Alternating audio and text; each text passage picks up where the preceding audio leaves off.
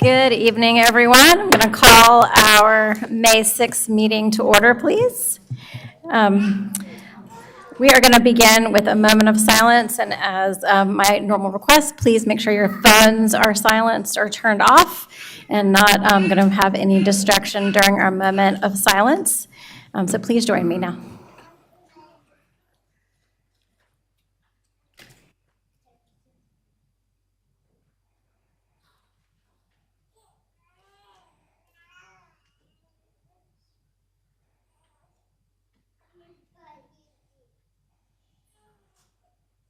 Thank you very much. And now please join me with the Pledge of Allegiance. I pledge allegiance to the flag of the United States of America and to the republic for which it stands, one nation under God, indivisible, with liberty and justice for all. Staff, will you please give us our announcements? Updates from town staff this evening. I want to let everybody know about our upcoming budget engagement sessions. We have 3 chances between now, tonight, and our public hearing on the 20th to come and talk to us and tell us your opinion about the proposed budget. So the first 2 will be right across the street here at 760 Craftworks. We're calling that Brew on the Budget. Beer, coffee, non-alcoholic options, soda. We'll give you a presentation, accept questions, and accept direct feedback. That'll be on May 8th and 15th at 5:30 p.m. And then the next one will be May 22nd at 5:30 p.m. We're calling that Budget in the Boardroom. So we'll serve baked goods, coffee, soda, and more, and that'll be right here at Huntersville Town Hall in this boardroom. We also have our second Mayor's Coffee Mixer coming up on May 22nd. That's at Kunu Coffee at 8519 Gilead Road in the Barn Door Room. It'll be from 9 a.m. to 10 a.m., and that's a chance to come out and talk to Mayor Clark directly and discuss with her what's on your mind.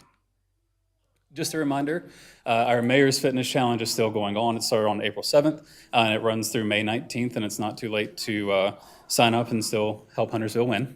So we will have the closing ceremony on May 19th at 2 p.m. right here at Veterans Park, and you can visit that link to learn more and to register. There's also, as part of this Mayor's Fitness Challenge, a chance to work out with Commissioner Dumas and Teal Fitness. It was originally scheduled for this Saturday, May 4th, but as we know, it rained, so we rescheduled that to May 18th. It'll be same time, same place at 11 a.m. in the upper field at Huntersville Athletic Park. Exciting news for everybody. The town has launched its first newsletter for residents. We launched that in April, so it'll be a monthly cadence, and it's an easy way to get updates about what's going on with the town and learn about the different initiatives, projects, and upcoming events that we have going on. And if you want to sign up, just visit our website. It's under the public information section of the website, and it'll link you directly to the sign-up page. Just a few updates from the police department as well. We had 13 people recently complete the Huntersville Citizens Police Academy, and the next academy is beginning in September. It covers a whole array of topics, and if you're interested, you can reach out to our police department. We also had 3 new officers complete training and start regular patrols this month, and HPD would like to thank St. Mark's Church for hosting a law enforcement luncheon this past week. And just a reminder that National Police Week is next week, May 12th through the 18th. And as always, just a reminder of all the different ways that you can connect with us and learn about everything we have going on. Visit our website, sign up for the newsletter, find us on social media, and download our app from the App Store. Any questions? All good.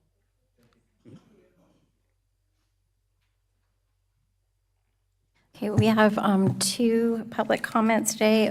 Bill Fountain.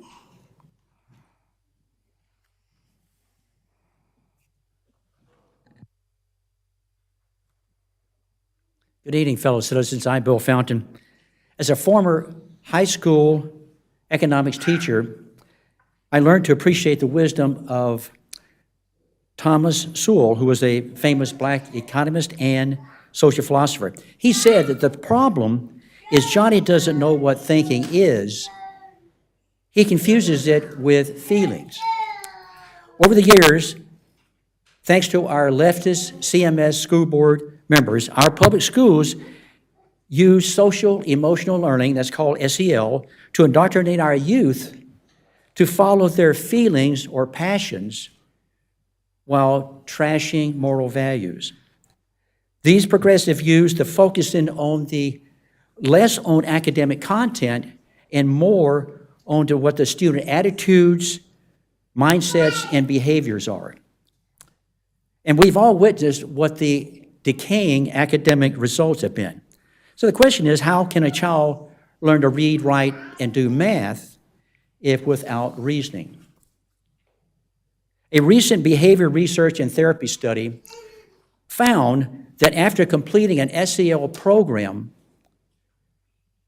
students were more anxious, they had more anxiety, they reported more difficulty managing their problems or emotions, and they reported worse relationship with their parents. These results are not surprising because SEL is really about cultivating victimhood and thus we're going to have unhappiness. So some teachers say, by the way, is that they want to teach from the beginning of the class until the end of class, but under SEL, they can't do that because what they describe is they have to play some dumb SEL games. It's time to put SEL, for CMS, get rid of the SEL and go back to reforming and refocusing back on academics and godly virtues. Thank you for your time and I appreciate that. Have a good day. I'm sorry. No, thank you. Our next speaker is Ashley Wiley. You have 3 minutes.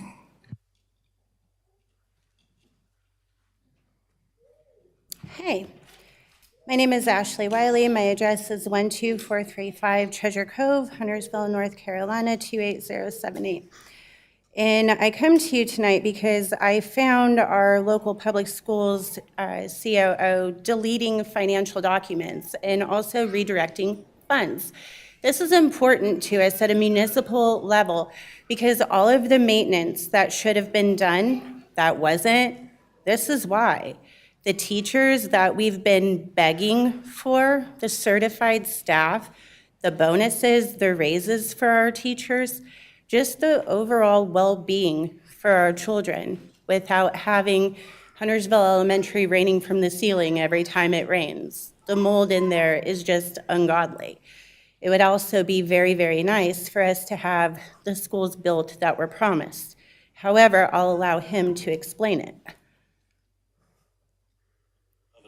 Funding sources where on the preventative that was up to $3 million. Wiley, we need just your testimony, So, please. Thank you. Anyways, they were redirecting funds meant to go to teachers and to school level staff, and it was going to executive staff. Also, in the most recent budget meeting that was done, CMS COO Brian Schultz deleted financial oversight documents. Those financial oversight documents are very, very important to us because we need to know why that was done. We need to know what was not done. And we also need to have the accurate and factual information. As we just passed a bond that does make additional monetary consequence to every taxpayer here.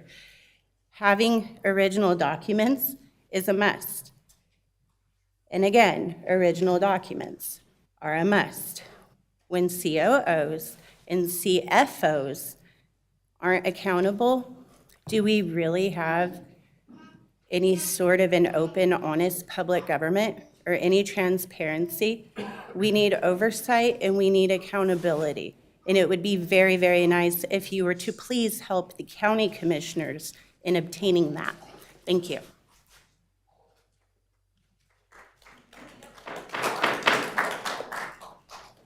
Please don't clap or cheer during our meetings. Thank you so much. That helps just expedite the business at hand. Thank you.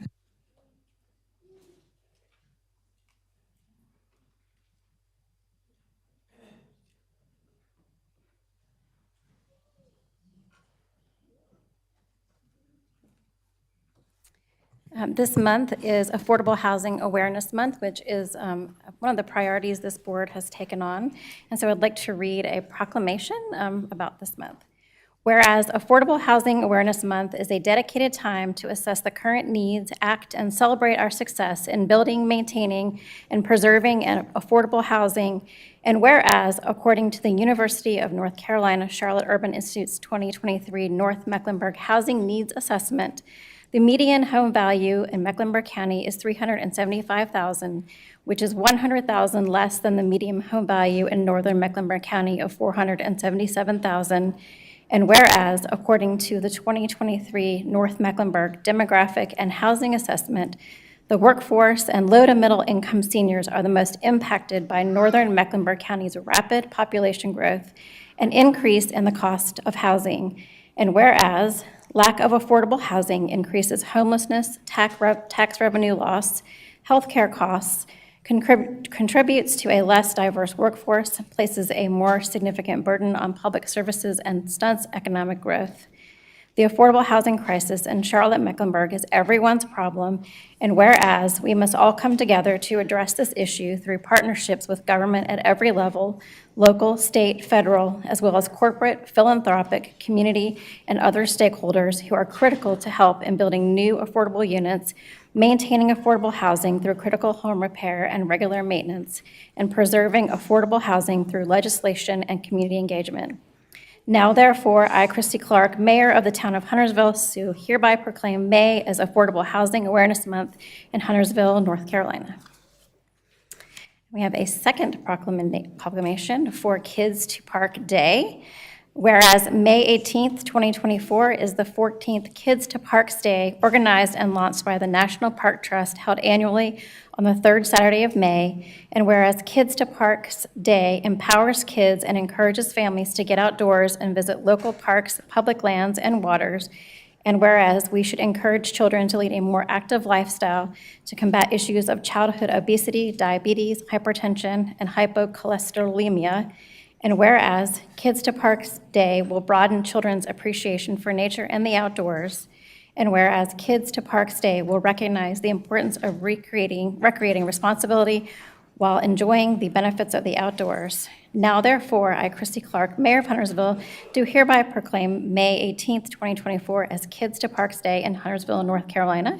And I encourage all of you to come to all of our parks every day, not just on May 18th. Mayor, sit tight. You got a big group of young men getting ready to come in. They're outside getting ready to come in.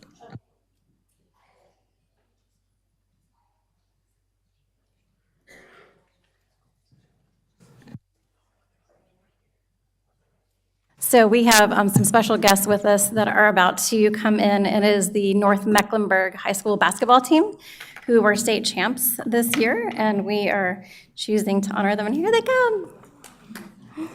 Yeah.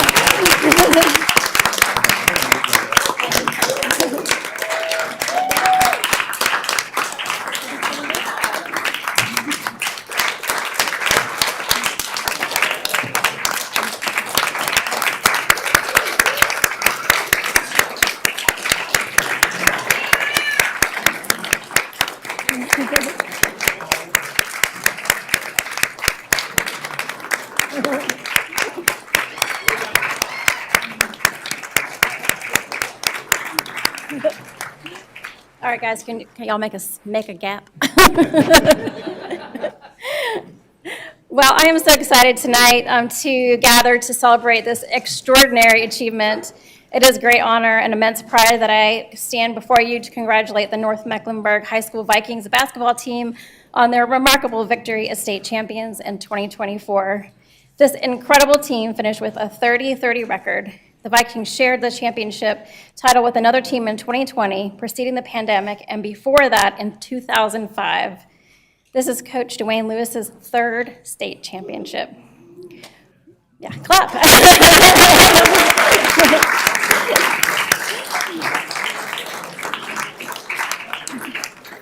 We extend our heartfelt gratitude to the coaches whose guidance, mentorship, and leadership have been instrumental in shaping these young athletes into champions.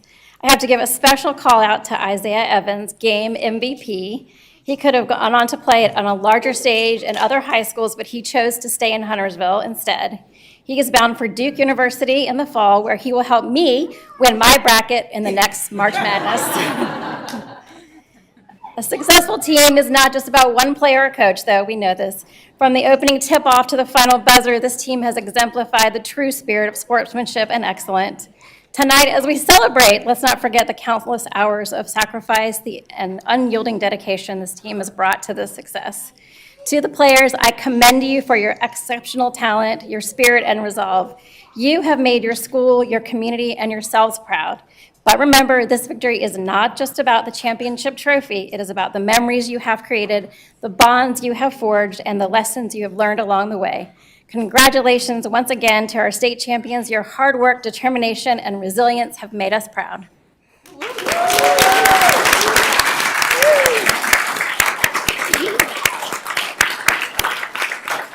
y'all like to add anything, coaches? Put you on the spot. I'm Clark Campbell, assistant coaches. This is Dr. Hood, our principal, who's fortunate enough to be here with us tonight. But thank you guys for recognizing us all. We appreciate these guys put in a lot of hard work, not just during the season, but during the all season to already get ready for next year, starting a few weeks ago. So we appreciate all the support of the community, and the gym's always down there when y'all want to come to a game. All right. Yeah. Board members, will come around for a picture.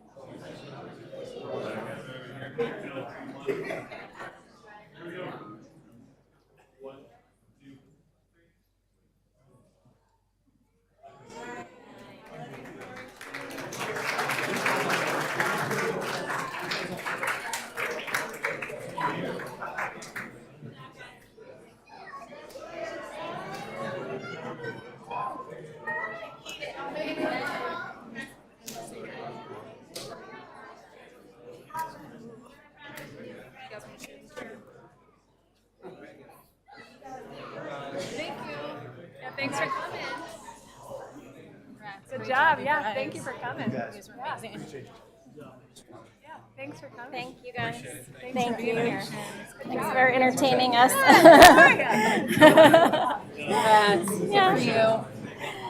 Congrats. Good job. Congratulations, guys. Thank you. Thank you. Congrats.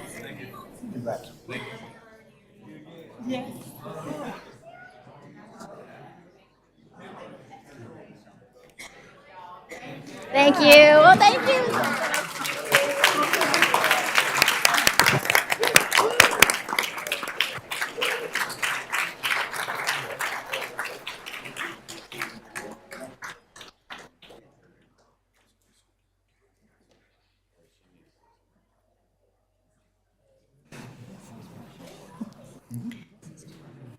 Manager Roberts? Yes. Let's see, we got a presentation coming up. I thought all these people came here to hear me speak. Sounds like I better speed it up. Jackie, you want to come up and work the PowerPoint for me? And then if we have some questions, we'll tag team it, but we'll try to make this as short as possible because I know they did not come here to hear me speak. So Mayor, a lot of these slides y'all have seen before, so I'll probably kind of cruise through these pretty quick because we've got a pretty large crowd, and I know the kids don't want to hear all these high numbers. So just real quick on the budget numbers, I'm going to hit highlights, not read the numbers out, but obviously this is a balanced budget. General fund is roughly 75 million, which is a small increase from our previous year. There's several enterprise funds. There's Electric Enterprise Fund and HFFA. HFFA is fairly flat at 3.8 million. Electric Fund is decreasing. That's at 28.5 million roughly. There's several special revenue funds, Transportation Reserve, Commerce Station, and Land Development, and those total about 2.8 million. And then our total budget funds is 110 million, which is slightly up from the previous year of 109.6. And then looking at assessed value, what is our assessed value in FY25 is roughly 16.3 billion. That's estimated growth of approximately $500 million. Huntersville is the highest growth in the county at 3.2%. And then what does 1 penny generate on tax rate? Roughly 1.6 million. And then obviously property tax collections is our largest source of general fund revenues. Last year's budget, or FY '24, which we're in now, the manager, myself, recommended 19 cents. The previous board said, let's go revenue neutral at 17.6 cents. So we're setting this up. What am I recommending? Obviously, at the bottom, we're recommending 22.75 cent per 100 assessed value. How do you get there? Why are we recommending increasing the tax rate? And if you look at, if you recall, we had a financial advisor, Davenport, come in and do a study and looked at if we're going to do town hall debt at 30 million, and we're looking at 58 million, the bond package that the voters approved at 58 million, we would need a 2.8 cent tax increase. So obviously, add that to the 17.6, and then we brought in the Huntersville Fire, HFD Inc., Huntersville Fire Department Inc., under our umbrella, and had to go full-time because obviously we couldn't find firemen and firewomen to fill the seats. And then we also brought in the part-time firefighters, incorporate those as town employees. So that's roughly a 1.2 cent tax increase. And then we're hiring police officers, 10 police officers at an estimated impact of 1.15. So you add 1.5, the 1.2, and the 2.8 to the 17.6. That gets you the manager's recommended tax increase, 22.75 cents per 100. This additional 5.5 cent tax increase represents roughly a $20 a month cost for average home of $460,000 value. The changes in the fees, the solid waste fees will stay the same at $154, vehicle fee at $20, and stormwater fees will stay the same.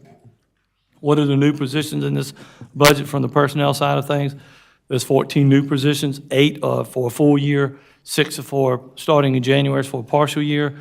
Those 8 full-time is 5 sworn police officers. Obviously, we couldn't hire 10 July 1, even if I wanted to, because of the process you have to go through. So 5 sworn officers, a communications specialist, park repair tech, and an IT position. And then the half year, we would look to hire the other 5 police officers and a planner or 2 for the planning department.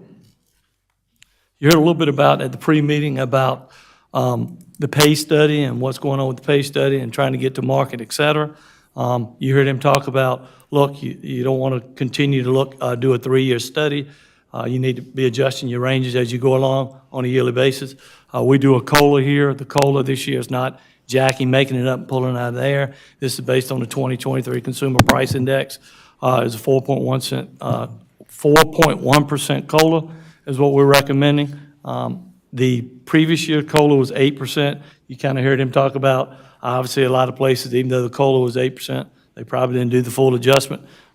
Previous board did a 4% COLA adjustment last year, did half of that. We're looking at an average 2% merit pool also, and then just for 1% cost, each 1% costs roughly $277,000. The consultant that was here at the pre-meeting talked about, the total package of what it would cost to implement all these things, from the pay range adjustments to the bringing folks up to market, et cetera. Remember, that was like a $1.1 million or so number. If you do the COLA, the 4.1%, you do the merit at 6.1, and then the rest of the adjustments are the 450. So if you do not do the merit, you do not do the COLA, that 450 rises up to back up to the 1.1, 1.2 million, whatever it was. And then the other costs associated with the retirement system is increase in funding of approximately $320,000. The operating expenditures, like I say, I'm gonna roll through this as quick as possible.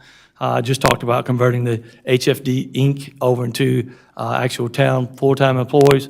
Solid waste continues to go up, even though we're gonna leave the fees the same as we take on more houses, and also the CPI adjustment on the contract. That's roughly $275,000. We're gonna look at doing the external agency funding. June 17th, the external agencies will come in and do a presentation at the pre-meeting, the nonprofit external agencies, and we'll do a budget amendment at that time as needed. The sidewalk repairs, as neighborhoods continue to grow, trees grow, more sidewalks damaged, we're increasing the sidewalk repairs to $800,000 versus $500 from the previous years. And then have some funds in the budget, $150K, to look at addressing attainable housing efforts also. Debt expenditures, payments on existing outstanding debt, cost increases roughly $81,000. We talked about town hall at $30 million.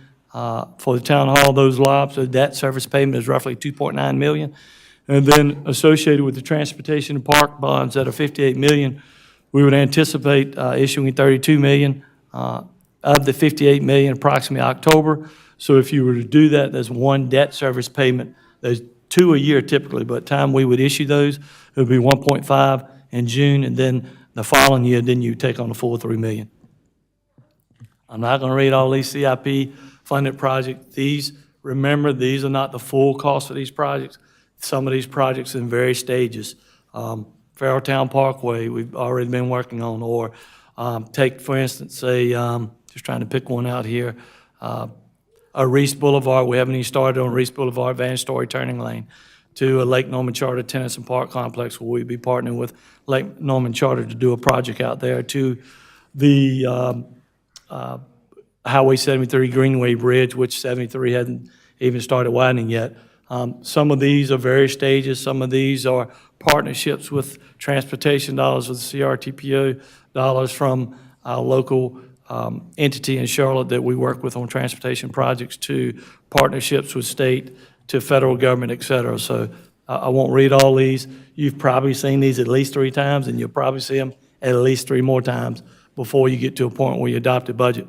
From the operating capital side of things, all of this will be loaded on the website, so folks can look at this as many times as they like. From operating capital funding side of things, these are typically smaller projects. We're replastering the pool, 50-meter pool at HFFA, various police vehicles that we're purchasing, to looking at funds to partner to try to go after more grants on these road projects, or the 2 CRTPO funds, to replacing roofing at various parks, buildings, to various trucks and equipment throughout our departments. From Transportation Reserve Fund, you remember I talked about a little while ago, this vehicle fee generates roughly $1 million annually. What are we using those funds on? Various projects. We'll use those on smaller projects, because if it only generates roughly $1 million a year, we're doing smaller projects, maybe turning lane projects, maybe a small connection, maybe finishing off a project like Gibson Park Phase 2 to a turning lane project, Reese Boulevard and Van Story. Other funds, we have tourism funds, Commerce Station, Powell Bill, Stormwater and Land Development. Tourism funds are up, a budget to go up about 8%. The Commerce Station is fairly flat. Commerce Station is a joint business park that we have with Huntersville, Cornelius, and Davison, and we're using those funds to continue to fund the Lake Norman EDC. Powell Bill funds are used to pave roads. Revenue's up about 12%, but we'll continue to use those funds to do paving roads, stormwater. There are no proposed changes for FY25, and land development is pretty flat. Electric fund revenues fairly flat. There are no proposing, when we talk about electricity, our electric rate, not Duke, not Energy United, but this is our electric system.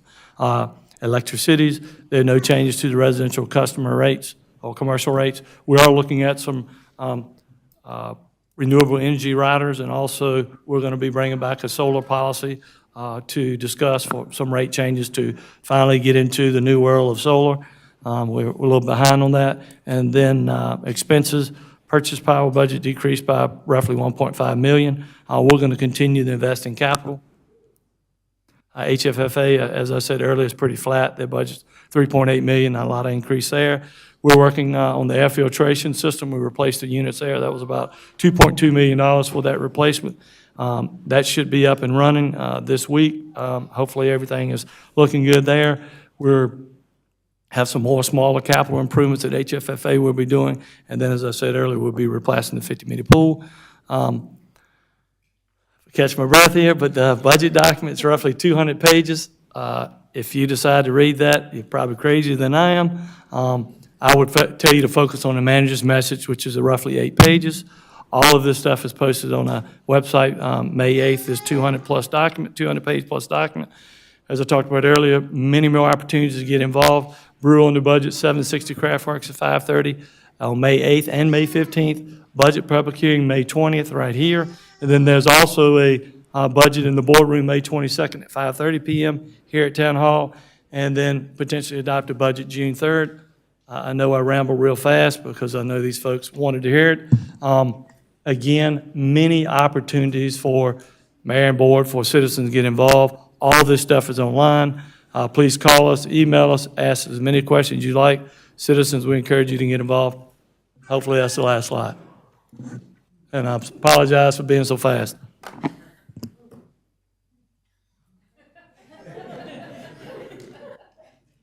Board, do you have any questions?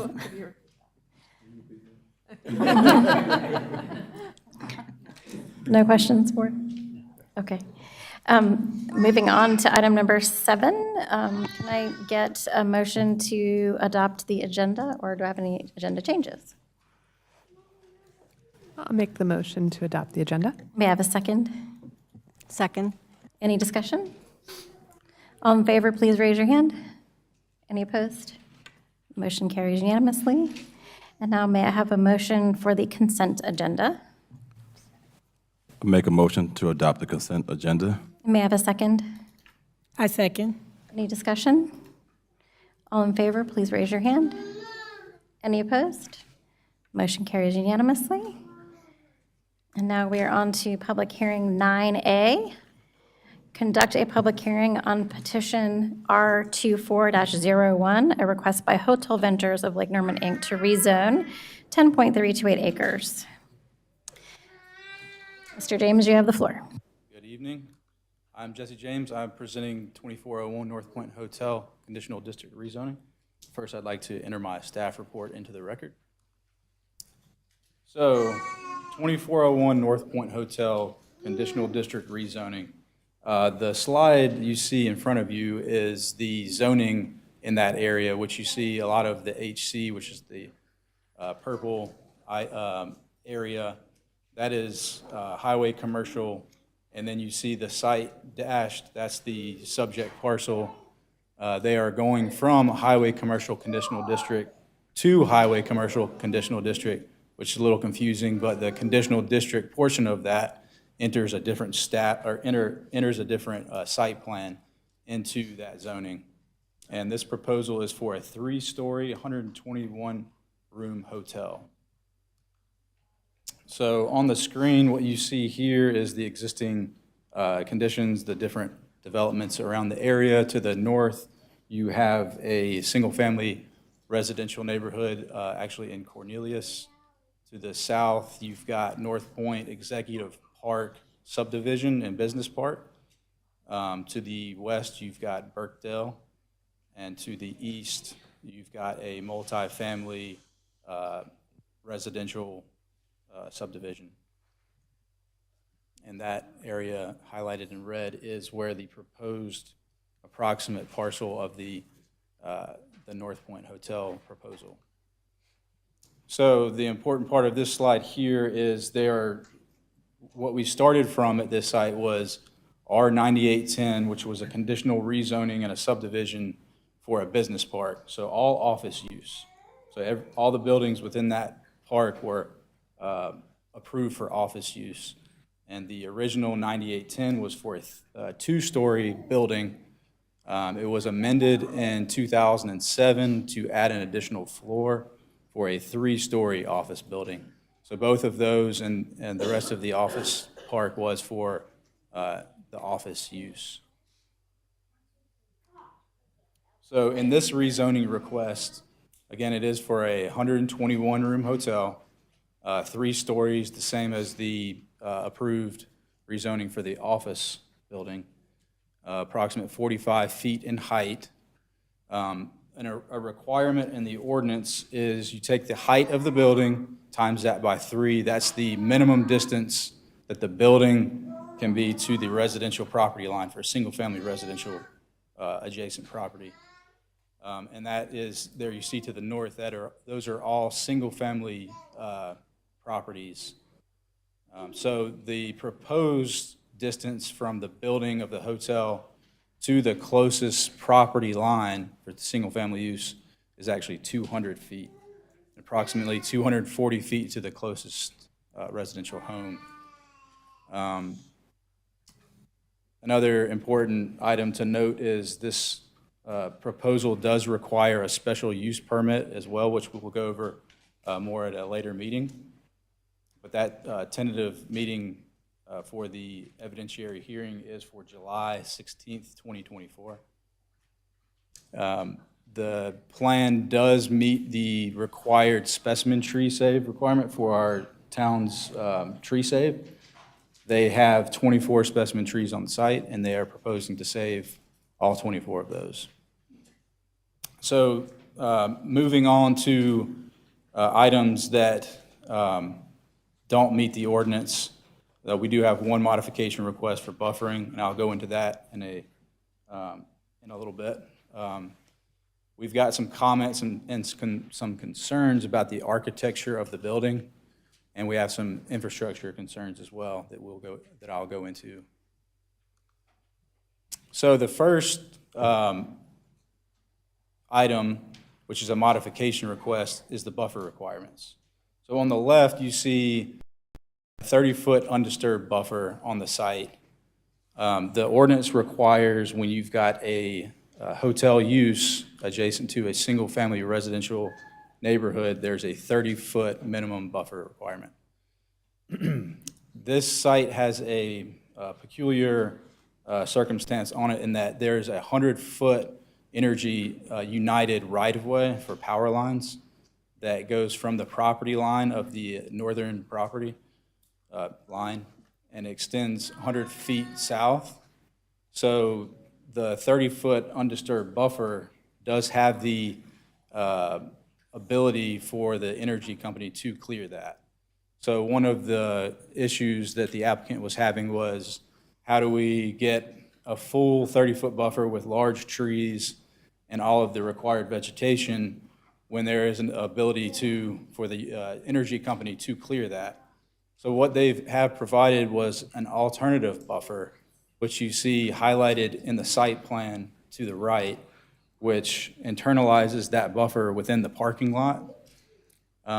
They have proposed to keep the existing vegetation against the property line as well, and there is a 60-foot separation from the parking lot to the property line.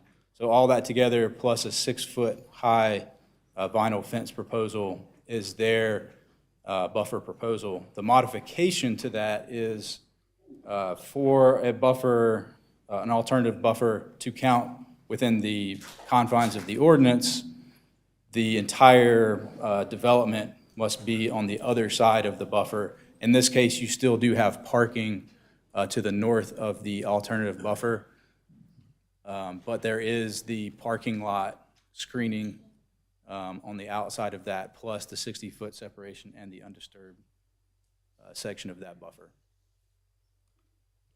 One of our concerns, one of staff's concerns, are with the elevations that were presented in the last plan review. What you see on the screen is the proposed front elevation of the North Point Hotel.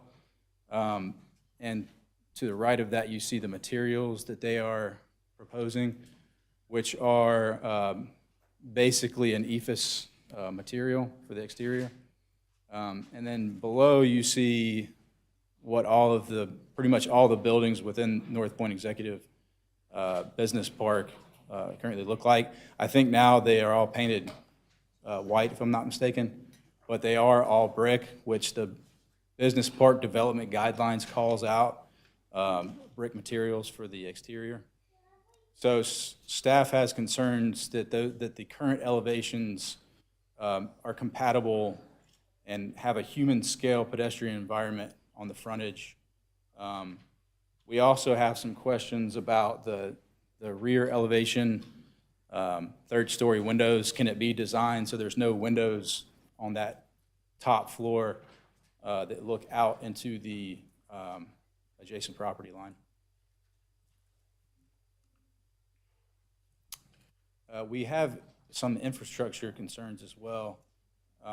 Probably our biggest concern in the Huntersville ordinance, one of our major principles is every building must front a public street, and that's Article 8.1. Currently, North Point Executive Park Drive is not a public street. I think it was built to be a public street, but this parcel is the last developing parcel within that subdivision. So the last parcel, in this case, we would ask that any improvements be done and then brought up to those standards for the town standards. Currently, there are some improvements that need to be made on North Point Executive Park Drive.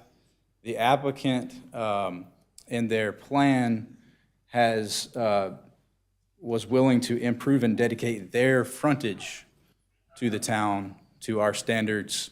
Staff recommends denial unless the full dedication improvements are agreed upon. They have expressed verbally that they could and would bring those up to standard and agree to accept or maintain, they agreed to make the improvements for the town to maintain the road, the public street. One of our other infrastructure concerns is the old subdivision, 9810 and 07 rezonings called out a 5-foot concrete sidewalk along North Cross Drive. Those are old standards. In the town bikeway plan, we do call out a 10-foot side path. So staff would recommend a 10-foot side path along North Cross Drive. So moving to the 2040 community plan, you see the map to the left. That shows the red highlighted area is the proposed hotel and the parcel highlighted in red. That is within a mixed-use center. That's the dotted line around that area. And then all of that is within the town core. So some items within the 2040 community plan that the proposal does support is it does mix land uses in key locations, which that is in the town core. Hotels can be a complementary use to a business park and to any existing uses in there. So the proposal does match and support that part of the 2040 plan. Area that it does not support is the 2040 plan does specifically call out rezonings as being excellence in design. As previously noted, we have some issues with the design of the building. The pedestrian look along the front, emphasizing the front door, having a pedestrian scale along the sidewalk, the building materials compatible with the rest of the park, and then how can we design the building so that it is more complementary to the use to the rear? So can we design so the windows on the third floor are not looking into a single-family neighborhood? So specifically what the ordinance or what the community plan calls out for is going above and beyond for a rezoning. So how can we get an elevated design? So on the screen, this is an example of a full brick hotel building that emphasizes pedestrian scale architecture. The awning on the front could be, in this example, could be a little more permanent looking, but this does and would meet the park building guidelines, and it also would be a little more compatible with the town of Huntersville and that business park.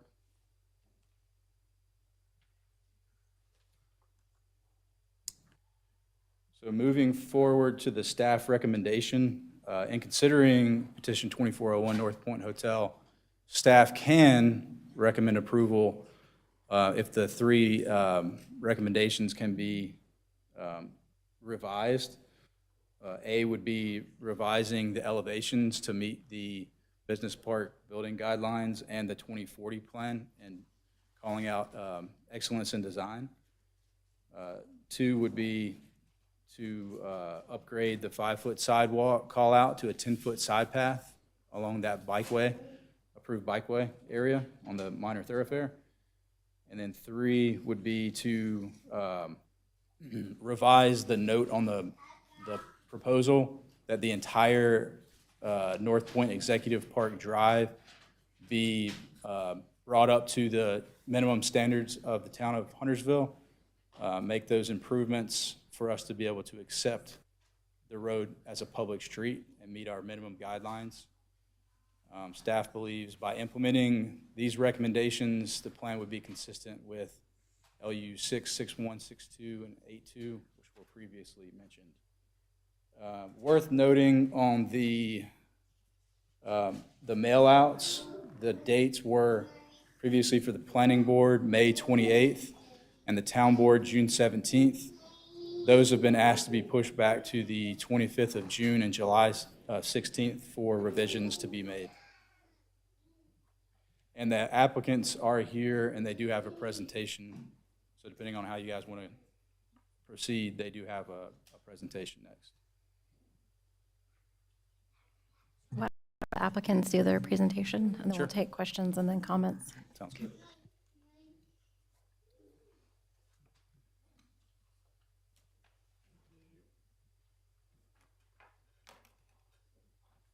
Good evening, Mayor Clark, Mayor Pro Tem Hunt, and Commissioners.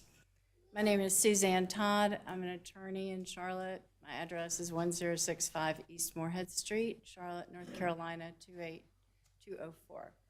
With me tonight is Hitesh Patel, Vice President of the applicant, Hotel Ventures of Lake Norman. Also Rakesh Patel, who is the Secretary of Hotel Ventures, again, the applicant. Also have Matthias Young, who is an attorney in our office as well. So Mr. James did an excellent presentation, so we're going to hit the highlights and appreciate your time. Just want to briefly, Hotel Ventures of Lake Norman is a family-owned business, and that began in 1984 with the development of its first hotel in Georgia. It has since acquired over 20 hotels in Carolinas, Georgia, Texas, and Oklahoma. It franchises with well-respected partners such as Marriott and Hilton. So representative, if you've been Marriott or a Hilton, representative lobby. These are representative king, queen size rooms. Let's talk about the property. It is located off of North Cross Drive. It is a little over 10 acres, located in the North Point Executive Business Park. You can see, I don't know, here's the laser. Top, thank you. You can see here is the site, it's 10 acres. Here is the Stratford Forest neighborhood. There is a 100-foot utility easement right here that serves, of course, the substation right there. The business park has been developed with 4 offices, and this is the remaining site over here for orientation. I believe is the movie theaters and then Burkdale.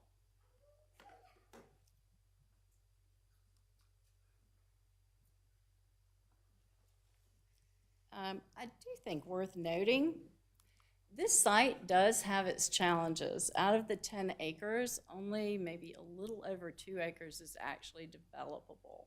So the remaining is in a floodplain or has other challenges such that at least 8 acres will remain undisturbed and vacant. So again, I think Jesse showed you this, but just a little bit of history on this. The property originally was, this lot was originally part of the business park. It still is. This was originally rezoned Highway Commercial CD as part of that overall business park plan for a 2-story building. And you can see it orients right there on North Point Executive Park Drive. In 2008, only this lot was rezoned to allow for an increase to a 3-story building. And you can see, again, the building is orienting with parking in the rear, and it's orienting on North Cross. Our initial submittal to staff back in February was this one right here. It was a 4-story hotel concept. Again, like the other offices or other office buildings in this park, fronting on North Point Executive with the parking in the rear. After feedback from staff, we revised our plan, and you can see the 2024, the lower photograph or a lower sketch there. Again, 4-story hotel, but it has been pulled away from the residential adjacent, significantly pulled away from the adjacent neighborhood. So we had 2 meetings, 2 community meetings, one on March 6th and one on March 20th. And out of those, along with comments from staff, we made a lot of changes. Number one, again, we changed the orientation and location of the building on the property. And we also adjusted the massing by reducing the 4-story request to 3 stories. And that cut the parking significantly down to 121 parking spaces. We added that interior buffer, as well as, per the neighborhood's request, added a 6-foot privacy fence that will run right outside of that existing 30-foot vegetative buffer. So here's our site plan. This is what it currently looks like. You can see the neighborhood to the top. Here you can see the buffering that is part of the original business park, that 30-foot right there, vegetative buffer. You see that it is within this 100-foot utility easement. You can see that we've added this buffer here in the middle of the parking lot. There's also perimeter parking buffer or plantings. And then our building is here. And it is the building structure is 208 feet away from the residential property line. The parking is 60 feet away from the residential property line. We also added this, it's a 6-foot vinyl fence. The vinyl fence will run on the outside of the existing vegetated parking or vegetated easement there, a little buffer area. And we also, in response to the second meeting, we extending it down towards the detention pond to provide not only privacy, but also, it will be difficult. We're using this detention pond as kind of a natural deterrent to keep people from walking. So between the fence and having to walk through water as a deterrent to anybody who might think to walk up to the neighborhood.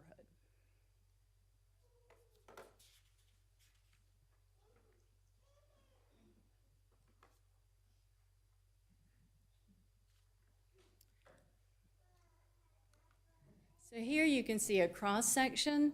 If you start to your right, you can see the house, standard the elevation of the house, and then it's looking through, of course you're looking through that existing vegetation, and then the perimeter parking, landscaping, the internal buffer, and then to the structure.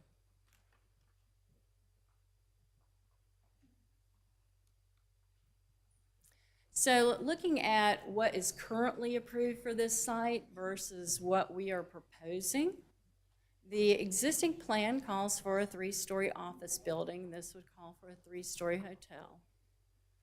The building, the existing building plan has its footprint of 26,000 and some change square feet versus 24,000. There are 237 parking spaces allowed under the existing plan versus 121 spaces. The existing plan has a structure 110 feet from the residential versus 208 feet from the residential.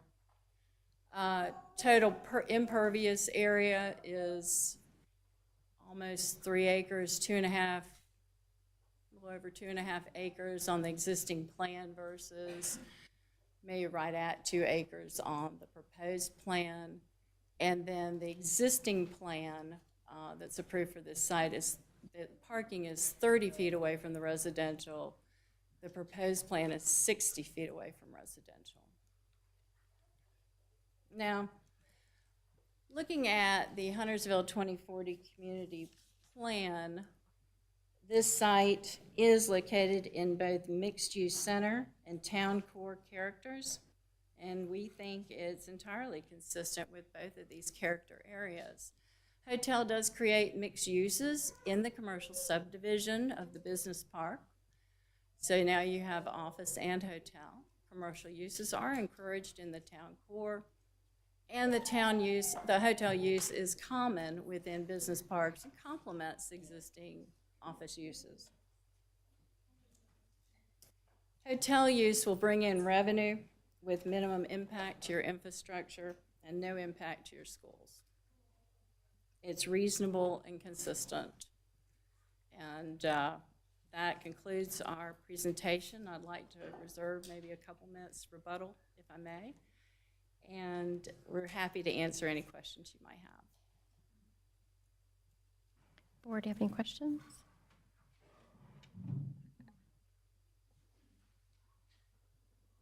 No. You have a question? Go ahead. Just wanted to focus on three things from staff. I'll take the easiest one first. They talked about a 10-foot side path versus a 5-foot sidewalk. Are you agreeing with that? Well, what we have agreed to in writing is that we will provide the widest sidewalk that we can within the existing right-of-way. The property that's on North Cross is not our property frontage. It belongs to Energy United. We don't have condemnation authority as a private developer. So we will agree to, we think we've got 7-8 feet in there, and we will provide the widest path we can. So that would, and if additional right-of-way is somehow acquired, then we would make that wider. Okay, and then the second one deals with the street improvements. It's my understanding they don't want to issue a CO till the entire street is done. Is that something you guys are going to do and have concurrence with from whomever you need for those road improvements, and we'll do those prior? Right. The property currently, there are 4 office buildings on a private drive. And we are working with the owner of the business park to ensure that North Point Executive Park Drive will be brought up to town standards and then dedicated. Okay, and then the final would be reference to LU 8.2, elevation, excellence, and design, the idea of EFS versus brick. Are you working with staff to get past those at this point? We are. I mean, this is a modern-looking building. However, we recognize that staff would like to see some brick and some other, things to make it maybe more consistent with the older business park. That being said, that's why we requested a little for an extension or a delay on the planning board so that we would have enough time to work with our architect to get something that we can all agree on. Good deal. I encourage you to do that. And by the way, which Marriott property is it? Aren't there like 2 different kinds, Fairfield and, I know it's a Marriott property, but which? Well, we think it'll be a Marriott product. But, And it will be, I think Fairfield and Town Place. Thank you. Thank you. I have a question, I'm sorry. I know you said this area is roughly, what, 10 acres? Yes, ma'am. And you said majority of that is undevelopable? Yes, I'm it's sorry. in a floodplain. Okay, so I guess my question is specifically, why is this location the location of choice based on those facts? Given its proximity to the highways, given that it is in a business park where they complement each other, that it's just a really good location for a hotel. Commissioner Hunt? Yeah, so Commissioner I'm Hunt? going to say, Commissioner Hunt? okay. In your market research, did you discover what the occupancy rates are like at the other neighboring hotels? Well, you know, Mr. Patel, I mean, the Patels have been in the business a long time, as well as Marriott's been in the business a long time, but maybe you can address that a little better than I can. Hey, how are you? Hitesh Patel, Your address. Augusta, Georgia. Okay, sounds good. So we currently own a hotel in Huntersville, the Spring Hill Suites. It's been open for now roughly 3 years, and it's performing absolutely well. So there's a tremendous need. If I could add more rooms to that hotel, I would do it, but obviously we can't. So, but we have inside information, obviously, since we own the hotel. Do you happen to know about the occupancy rates in the hotels in that area, though? Most of them are probably in their 77, 78% year-round occupancy. Okay, okay. And this question is for staff, for Jackie specifically. Thank you. Can you talk about the tax benefits from hotels and motels, please? Okay, so the hotel will be subject to property tax, just like the other properties in town. There is sales tax that applies to room occupancy. In addition to sales tax, there is an occupancy tax that applies in all hotels in Mecklenburg County. This one would be included. That occupancy tax rate is 8%, requires monthly reporting to Mecklenburg County. Mecklenburg County receives that information. We receive a portion of that tax. Happy to get into the details at whatever level you'd like to hear about it.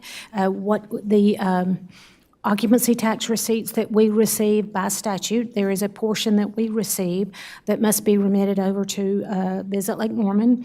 And so the amount of occupancy tax that Huntersville has direct control over is less than 50%. Happy to get into more details if you'd like to hear about them. Thank you. Commissioner Rivers? I'm sorry, I have another question for staff, specifically planned. Thank you. Do we know about how many hotels are already in that area specifically? In Huntersville, there's 13. Okay, There's 3 that have been approved that have not been built. okay, and specifically at exit 25, in that specific area, so North Point, how many would we say? Okay, thank you. I've got my assistant. Thank you. Commissioner Bergsman? There's 6 currently in that, off that exit. Okay, thank you. And one's not been built yet. So I'm going to save some of my questions till after public comments, but I do have a few both for applicant and staff. But I'll start with the applicant. And I'm wondering, your hotel at Spring Hill Suites, do you have an idea of what the typical client is, a customer? You know, is it families coming into Huntersville for athletic events? Is it business clientele? Like, what is the demographic that visits Spring Hill Suites? The Spring Hill Suites is a different product, and Mr. Patel can talk more about that than what's currently proposed for this one. We're about 85% business clientele at the Spring Hill Suites. And then what do you foresee for this hotel? It's going to be very similar. Okay. And Commissioner Walsh, I kind of just want to back up what Commissioner Walsh asked about with the elevation design and focusing on bringing brick and a variety of materials into that. Do you have any kind of time frame of when, like, if you're going to make any changes to what you currently proposed, of when we'll see that? Absolutely. We have already started working on it with the architect. Obviously, changing a lot of material, trying to figure out where to add the bricks and so forth. Takes a little time because we still want to create a variation of colors with the bricks. So it's not just one solid color building. So it'll take a little time. We hope to have something by the end of this month to present to staff. Okay, so do you think it will be before it gets to the planning board? That's June 25th. Yeah. Okay. Great. And then I'm just looking down. So will this hotel have meeting rooms or other facilities geared towards corporate events? No meeting rooms at all. It might have a boardroom that seats 10, 12 people. Okay. No pool either. No pool. Swimming pool, no event space. Okay, and can you talk a little bit more about in the buffer, that 30-foot, the parking lot one, about the types of landscaping and the types of trees, and what the mixture is going to look like? The existing, do you mean the existing? The one, well, the one that's in the parking lot, that kind of landscaped area. The one in the middle? Yeah. That will be a mix of deciduous and evergreen, short, tall, to create that buffer. You don't want a bunch of evergreens and then there's stalks and you can see right through them. So you want that nice mix of deciduous and evergreen, and then the smaller shrubs and the larger trees. Okay, and then what about at the rear of the property, that, the plantings behind the parking lot? Is that going to be mostly evergreen? The ones in the parking lot? The ones not, at that, like, that back part. Hang on. Yes. Let me get my, right here. Yes, that section. Ah, that's cool. Right there. Yeah.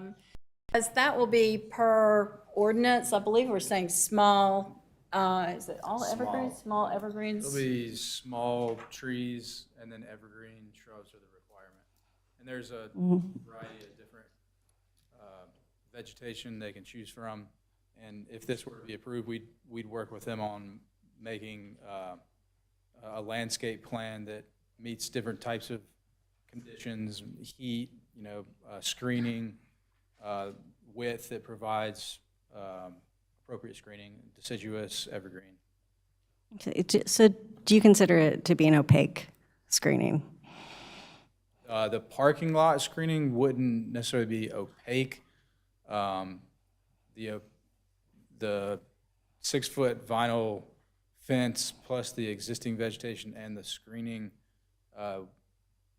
would make it opaque. Okay, that helps, thanks.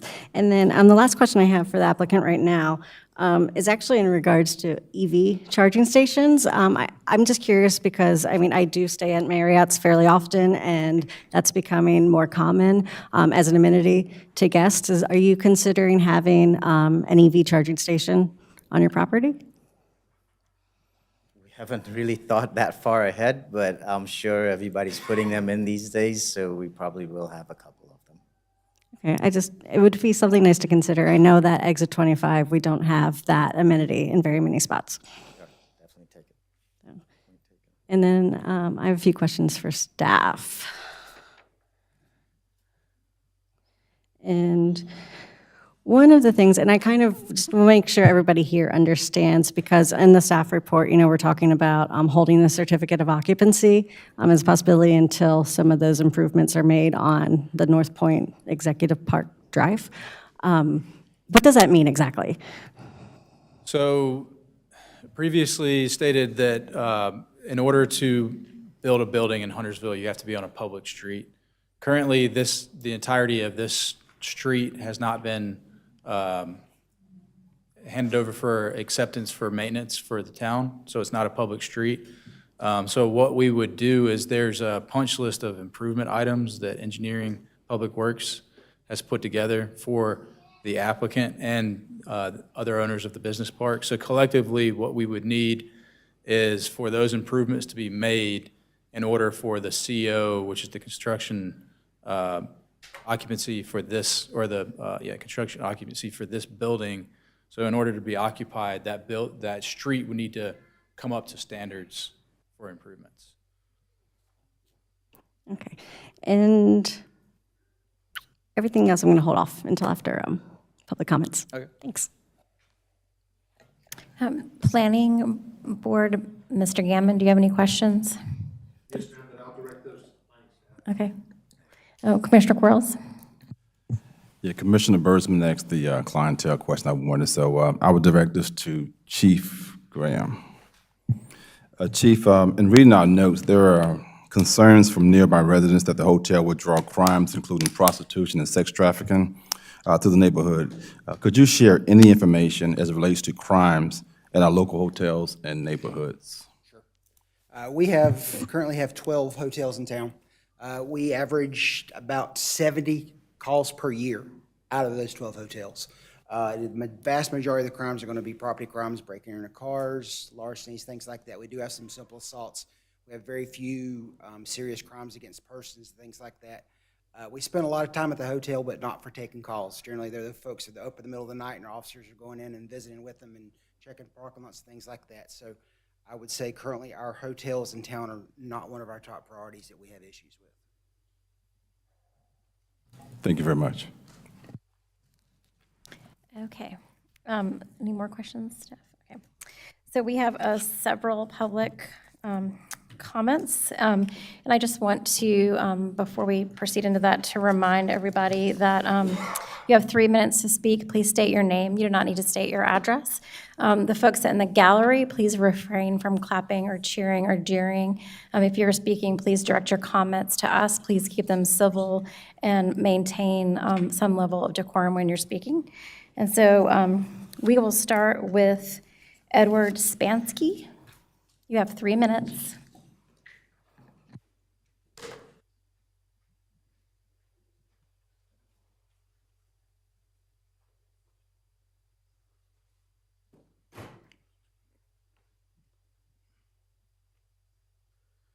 Thank you very much for having me speak. I live in that development called Stratford Forest.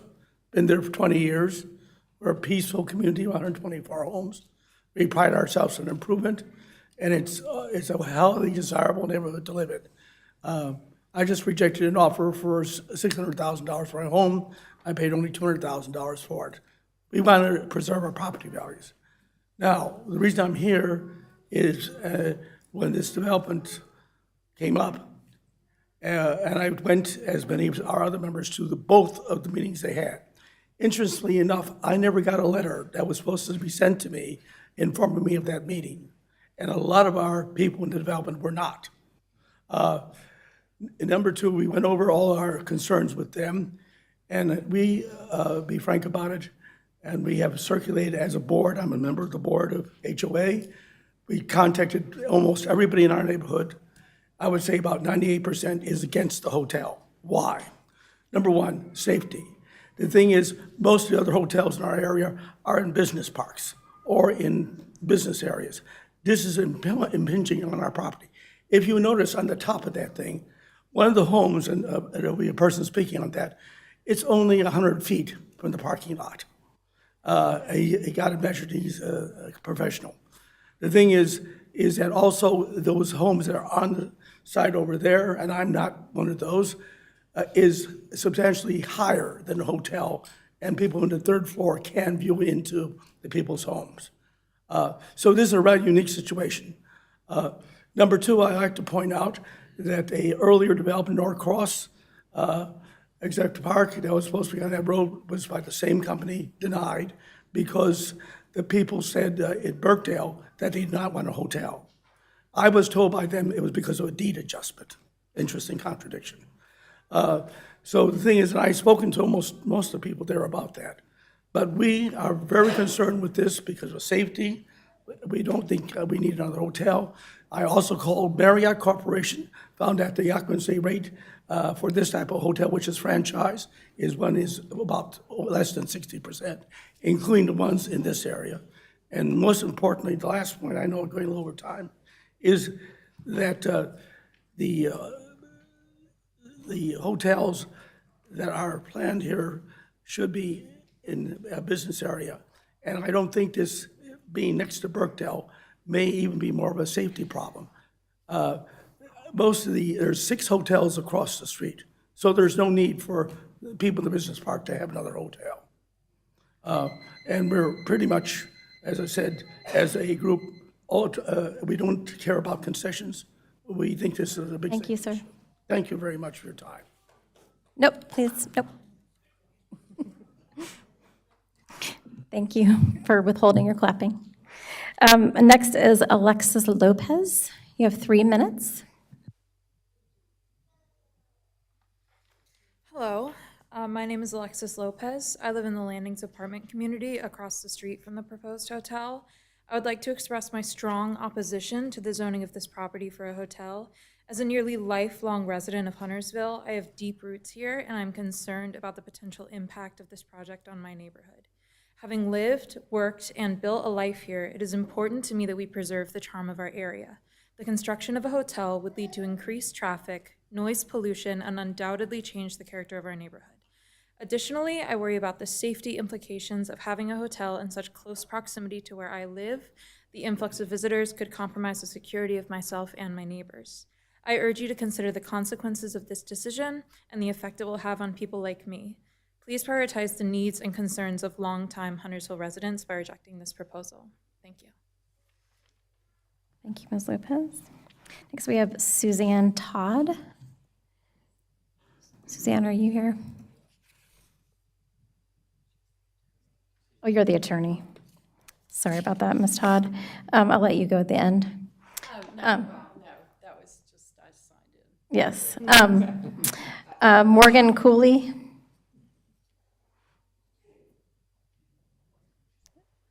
You have 3 minutes, Ms. Cooley.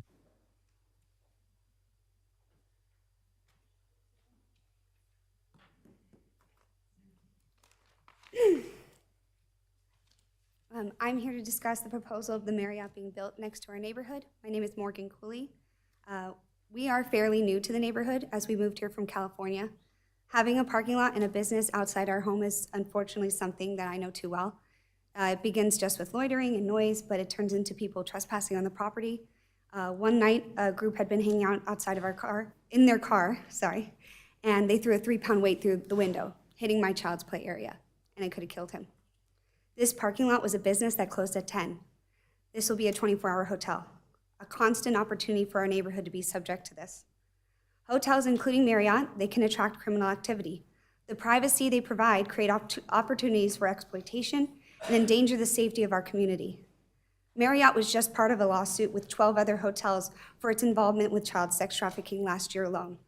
And just 2 months ago, it was announced a man is suing Marriott after he was sexually assaulted and robbed at the Charlotte Marriott City Center in our own city. This happened here. The Marriott that they want to build, they will overlook my backyard. Besides the fact that it will block the natural light now into my home, you can see into my window. The people staying there, they can watch my children play, they can watch our routine, take pictures, and just walk across the parking lot into our neighborhood and snatch my children. Allowing this hotel to be built, it will offer this opportunity. The owners have told us there's no need for, that there's a need for a hotel here. There is not. There are 9 hotels in a 1-mile radius, 1 being currently built. I called each of these hotels, and I was told initially that they are never at capacity. The owners told us that this hotel will be mostly business people staying here. They have no idea who's going to be staying here. They have no way of monitoring that. I personally have a close relative who is a long-term guest at a Marriott extended stay in another state. They are an unemployed drug addict and dealer. Their parents are paying for the hotel. As far as the hotel is concerned, their resident is an upstanding business owner. There is no way to monitor these guests. The hotel will also have direct access to Birkdale Village. We have seen a major uptick in crime in Birkdale Village in this last year. That now has the possibility of making its way over to our neighborhood. And just to emphasize how close we are, my son wakes up scared at the banging of the trucks unloading behind the movie theater. I've explained to him it's safe, but we can hear that noise. So if we hear that, imagine the nuisance of the hotel. After constant noise of construction while it's being built, followed by 24 hours of constant business, there will be no break, no rest. Our homes are where we are supposed to escape the world. They will take that from us. We have no problem with businesses being built. We know that our cities grow and change. It's inevitable. But I urge you to think that if this was you, would your privacy, your safety, and your sense of home be worth the cost? Thank you for your time.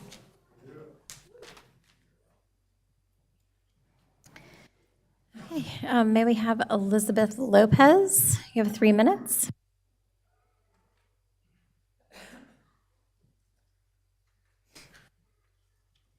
Hi, my name is Elizabeth Lopez. I live in Stratford Forest, and I would like to express my strong opposition to the proposed hotel that would be next to our neighborhood. I am a guardian ad litem for Mecklenburg County, so that means that I am a judge-appointed child advocate and child representative for kids in foster care. So I get to visit parents of these kids in hotels, predominantly extended stay hotels, and I have serious concerns about potentially living right next door to one. I have seen firsthand how hotels can become hubs for criminal activity, including drug trafficking and prostitution. These businesses do not attract people that are invested in the well-being of our area, especially right next to the highway across the street from a park and ride bus stop. The transient nature of the hotel's clientele would make it challenging for law enforcement to effectively monitor and address illegal activities. The increased foot traffic and loitering would definitely lead to a rise in petty crimes like theft and vandalism and car break-ins. I've never seen one beside a neighborhood, but I do often see cars that are parked at the back of the parking lots completely full of belongings, making it clear that individuals live out of their vehicles.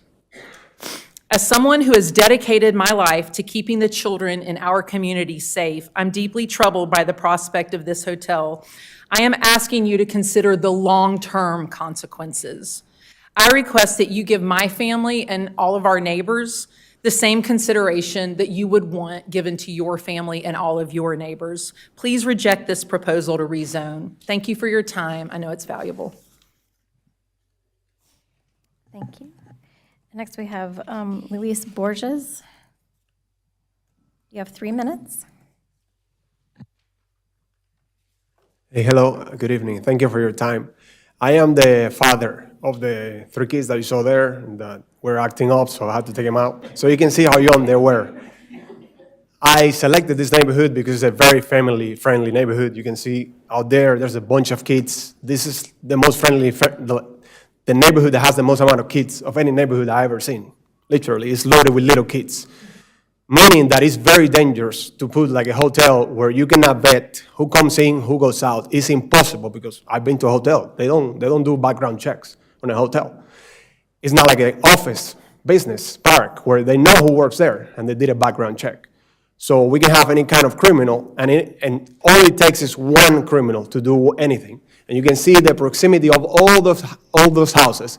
And there's no way a 6-foot fence is going to block anybody. That's about my height. That's what we're talking about here. That's nothing to prevent anyone from going in if they want to go in, especially where they can observe you from the 3rd story, long stay, or whatever they got to do.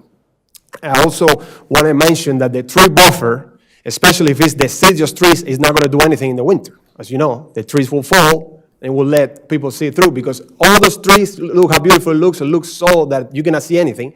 If you go in the winter, you can see clearly from my house, which is on the other side of the cul-de-sac, you can see into the business park.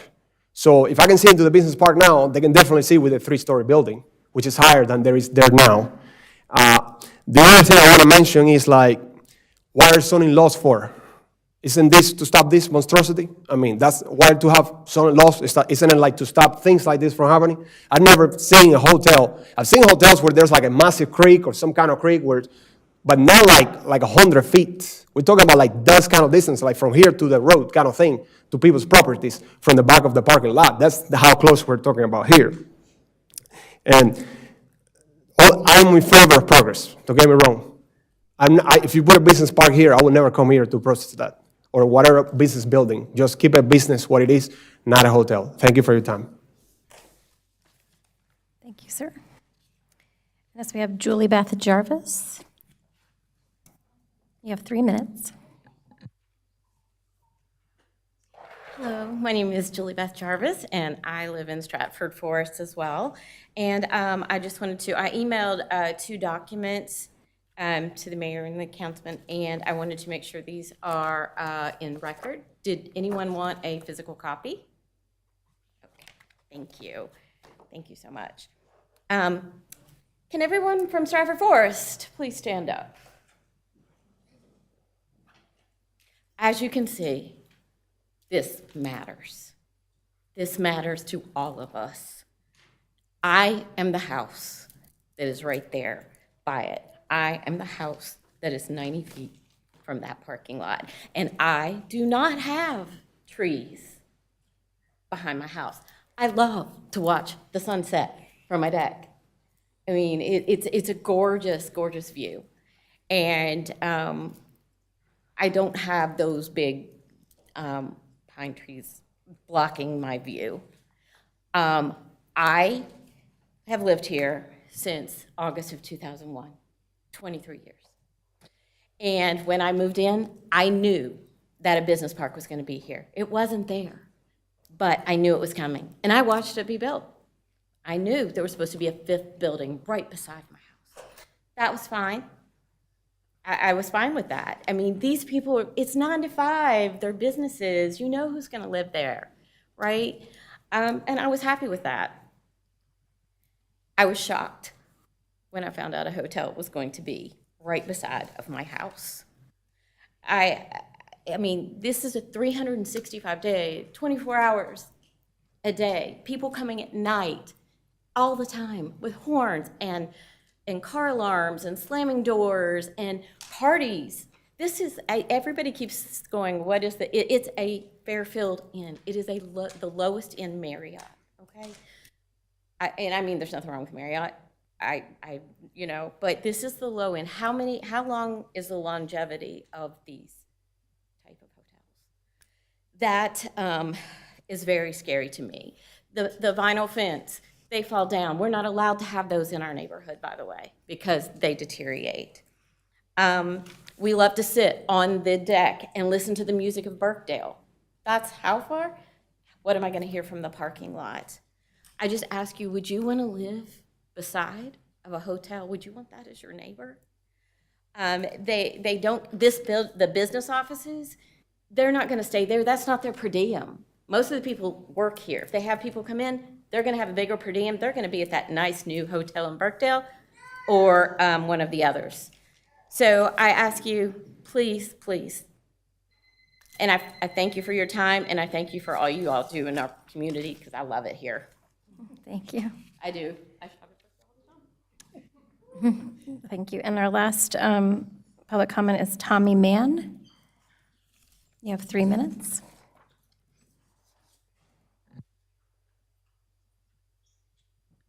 Thank you for hearing our concerns. My name is Tommy Mann.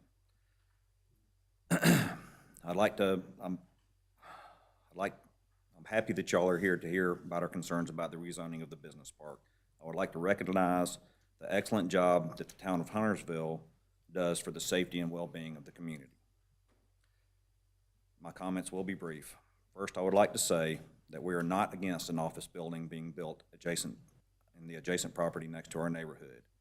We have no issues with the business park. The hours of operation are mainly 8 to 5, Monday through Friday, not 24 hours a day, 365 days a year. An operation that would be very stressful and a nuisance to our neighborhood. Next, I feel that if the developers were building in an area that was zoned for a hotel, they obviously would not have to go through this process, and this location would not have to be rezoned, and they would probably already be building their hotel. With the permission of the council, I would like to give a little demonstration of how close this is to our property.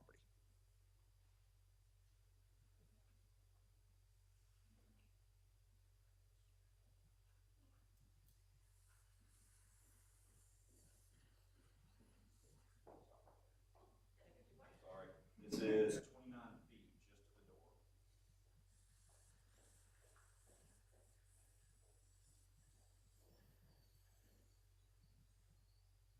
And this is 58 feet, basically the 60 feet from the edge of the parking lot to our property line. Only another 40 feet from there is where our house will be.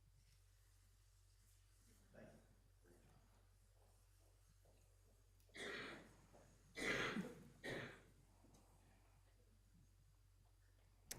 Thank you. Okay. Staff or petitioner, do you have anything to add before we close the hearing? Do you have questions, Commissioner Bergsman?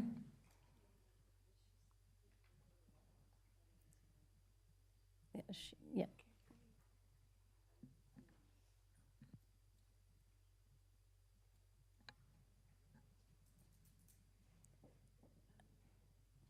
Chief Graham, are you still here? Chief Graham. Hi. Could you come to the dais? Oh, someone's waiting on the light.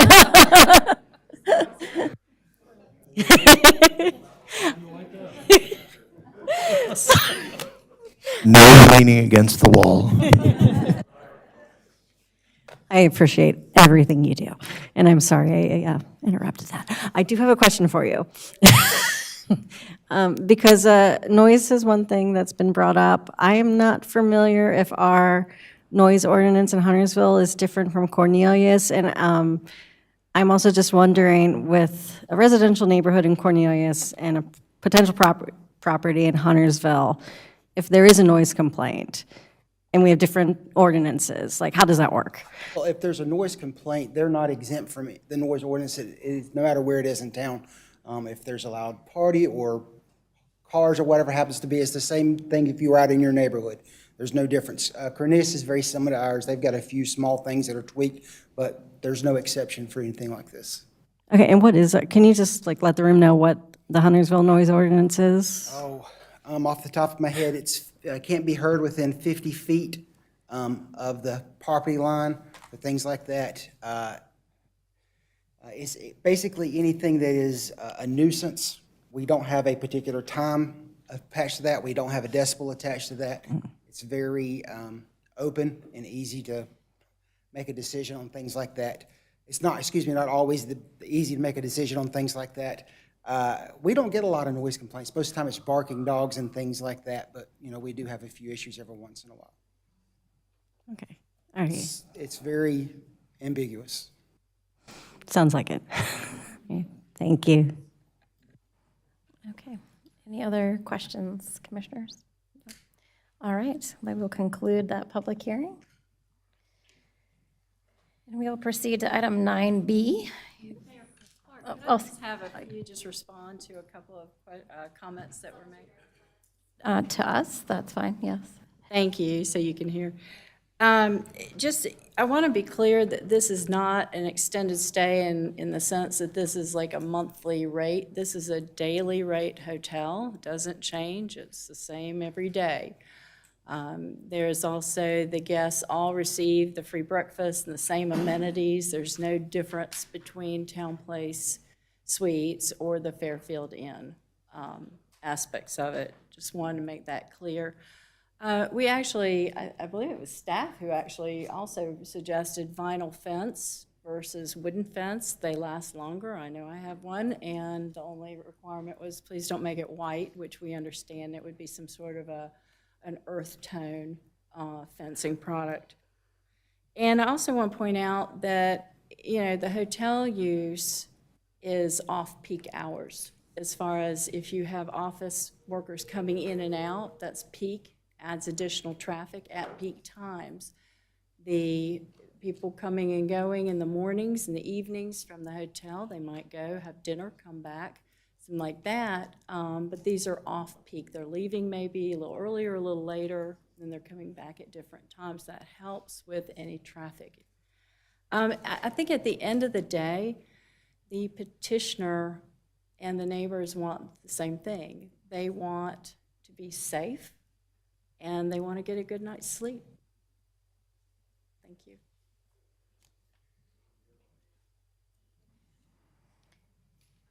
Okay.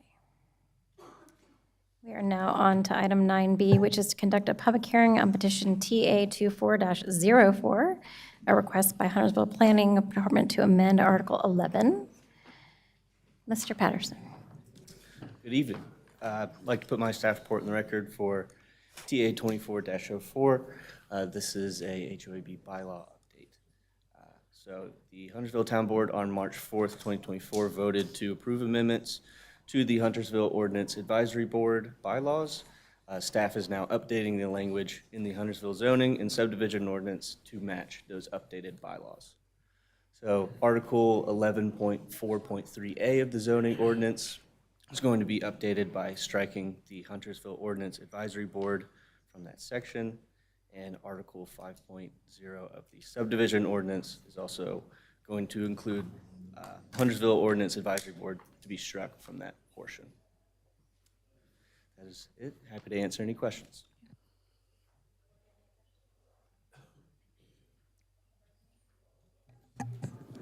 I don't have a question. I do have a comment. Mainly because I feel like when this was last on our agenda, I wasn't very, and this isn't for staff. But when this was last on our agenda, I feel like I wasn't clear in expressing myself.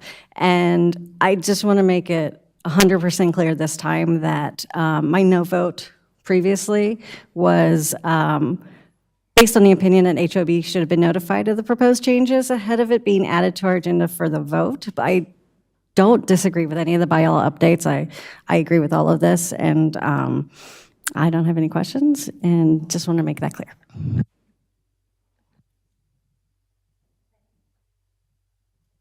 Planning, do you have any questions? No. Okay. Any other commissioners? Okay, thank you. We'll conclude that hearing. And we are on to item 9C, conduct a public hearing on petition annex number 24-2, a request by Magnolia Huntersville 2 LLC. Good evening. I'd like to put my staff report in the record for Annex 24-02 North Creek Village. This is a non-contiguous voluntary annexation into the town of Huntersville by the applicant Magnolia Huntersville 2 LLC. Here is a map showing where the annexation area is. It currently consists of around 82 acres and 3 parcels located south of NC 73. To specify, the annexation area is the hatched parcel that you see. The petitioner filed a petition for annexation. Like I mentioned, staff recommends approval since all these statutory requirements were met of North Carolina General Statute Section 160A-51.1. That concludes my presentation. So if you have any questions. Board, do you have any questions? No questions. Okay, that concludes the hearing. Thank you. You're up again. You're on a roll. All right, next, a public hearing for a petition for non-contiguous voluntary annexation, 24-02 North Creek Village.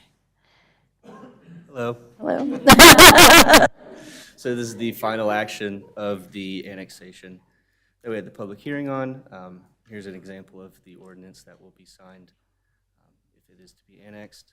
And then here's a map of the annexation area again.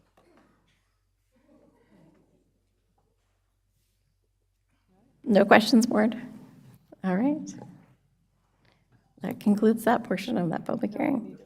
Oh, we need to vote, Yeah, sorry, final action. sorry. We do need a final action, don't we? Okay. Can I have a motion? Of course. I would like to make a motion to approve Annex 24-02, a request by Magnolia Huntersville 2 LLC to annex 82.928 acres into the town of Huntersville. May I have a second? I'll second. Any discussion? All in favor, please raise your hand. Any opposed? All right, the motion carries. And now we are on to 10A, other business. Oh, no, we did that one already. 10B.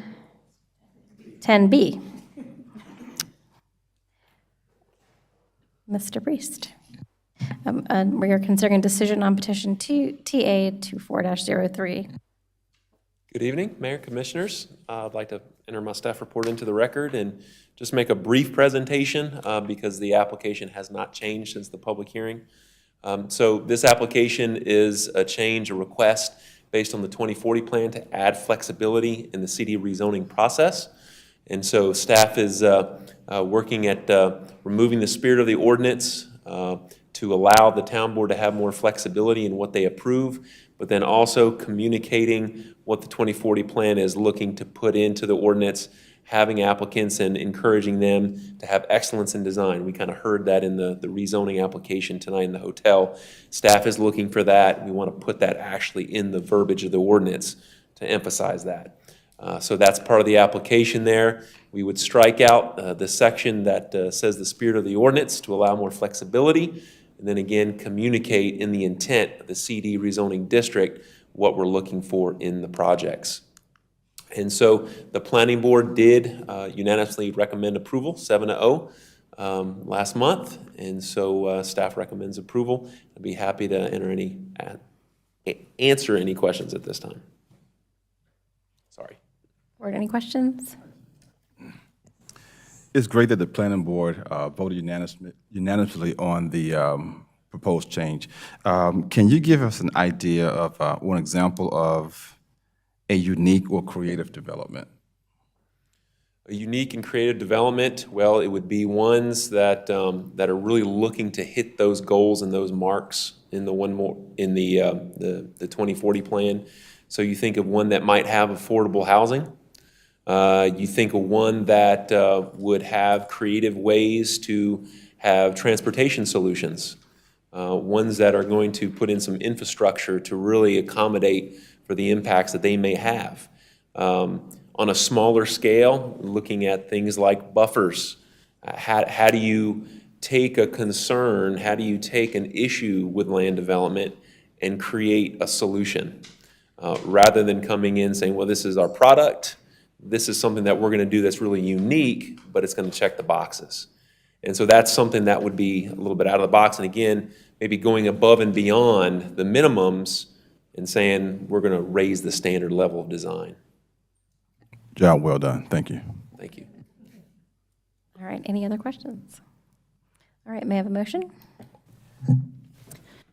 Commissioner Hunt. I make a motion to approve petition TA 24-03 to amend the zoning ordinance to clarify the intent of conditional rezoning districts based on consistency with policies LU-8, LU-8.2, and LU-10.4 of the Huntersville 2040 Community Plan. It is reasonable and in the public interest to amend the zoning ordinance because it would provide greater flexibility to developments through the conditional rezoning process, while at the same time encouraging extraordinary design with exceptional public benefit. May I have a second? Second? Any discussion? All in favor? You have discussion. Yeah, I do. Oh, and Commissioner Dumas, do you as well? Oh, no. No. All in favor. Yeah, just because hopefully that was my one and only meeting that I will not be able or have not made this year. I just want to say, job well done. I think this is excellent. I like the idea that it's going to give more flexibility to hopefully come up with some better design plans that also can prioritize things like attainable housing, conservation, protection of natural resources as part of a project. And one thing I did want to point out is that in the staff report, it said that during the 2020 public input, 59% of survey participants supported providing flexibility in site design to protect natural resources. So to me, that's an indication that this is also supported by the community. So that's all. Okay, now, all in favor? Any opposed? All right, thank you. The motion carries. Thank you very much. Now we're item to 10C, consider approving the purchase of 100 handheld police radios. Chief Graham. Good evening again. We are requesting the purchase of 100 handheld radios. Our current radios were bought probably 15 years ago. 5 years ago, Motorola quit producing this radio. This past year, they've quit producing parts for this radio, so it is basically obsolete, and it is going to become very difficult to get parts for it very soon. As well, it is not upgradable. We have over 100 right now that are the same model but a different version. We have a Model A, which are not upgradable. We have a Model B, which are, and we happen to have 15 that are upgradable, and the other 100 and something are not. So we're in the process of trying to get these replaced as soon as possible. We are also requesting to use our asset forfeiture funds to pay for this, so it will not be any more impact on our citizens or taxes or anything like that. I think this is a good use for that money. We use the same thing. Last time we bought radios, we used our asset forfeiture money for that as well. And with that, I can answer any questions you happen to have. Board, any questions? Commissioner Walsh? Just a quick one. The old radios, what will we do with them? Yes, sir. There's actually a couple of organizations that will, you send in, they'll come and look at them, and they're, what shape they're in, things like that, and they'll give us some money back for that. Generally, they go overseas and places like that. They could use them where their communications are a few versions behind us, and they work actually quite well. So we will get something back. Probably not a lot, but we'll get something for every radio. Thank you. All right. And may I have a motion? Commissioner Walsh? I make a motion to approve the contract with Motorola to purchase 100 handheld police radios. The majority of the purchase will be paid for using equitable sharing funds, and the remainder will be paid for using existing budgetary funds. May I have a second? A second. Any discussion? All in favor, please raise your hand. Any opposed? All right, the motion carries. And now we're item to 10D. Consider approving a budget amendment for 100 handheld. Yes, based on what Chief Graham said, we're going to use three sources of funding. One source is, like he said, the DOJ Equitable Sharing, which has $219,467 in it. We have a Treasury Equitable Revenue, which has like $503,051. The difference in that totals $722,519, and the difference between the contract and those two buckets of money is $43,675, and that'll just come out of his normal operating budget. So, Any questions? Commissioner Bergsman? So it's just, so if this passes, all the asset forfeiture funds in the future are going to be tracked and recorded, and we'll have more information on. Yes, ma'am, we'll start with zero, so any yeah, dollars this that makes it zero. makes it zero, so when I get asked, where's this money come from, I'll be able to tell you. Okay, sounds great. Board, any other questions? All right, may I have a motion? Commissioner Walsh. I make a motion to approve the budget amendment to purchase 100 handheld police radios from Motorola. May I have a second? A second. Any discussion? All in favor, please raise your hand. Any opposed? All right, the motion carries. Now we're on to item 11, closing comments. Start with you, Commissioner Rivers. Commissioner Walsh. No, ma'am. Commissioner Dumas. I was really quiet tonight. Everybody asked my questions. I got nothing. Commissioner Hunt. Commissioner Quarles. Yes, Michael J. Cox is not here, but I want to commend Michael J. Cox and his team for an excellent performance and job well done on the Hello Huntersville.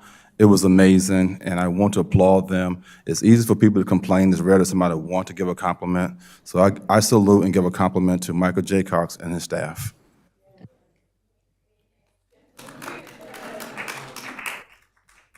Commissioner Bergsman, any comments? Okay. May I have a motion to adjourn? Motion to adjourn. May I have a second? Second. Any discussion? All in favor, please raise your hand. Any opposed? All right, motion carries.